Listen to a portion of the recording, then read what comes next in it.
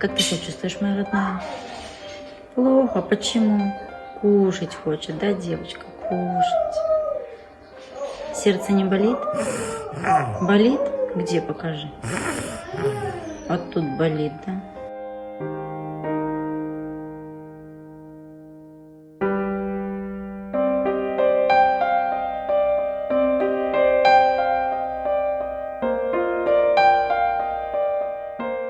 Я решила, что я не буду сдаваться, и читала, искала, кто нам может помочь. Мы нашли в Турции нейрохирурга, который готов взять нашу девочку на операцию. Операция у него стоит $25 000. Если от нас откажется Россия, то мы поедем дальше, мы поедем за границу. Пожалуйста, кто неравнодушен к нашей истории, помогите девочке. Мы не готовы терять дочку.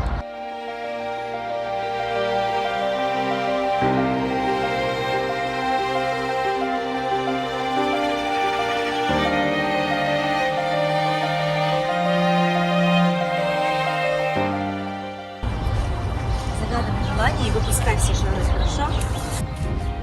О, Вот так. полетели!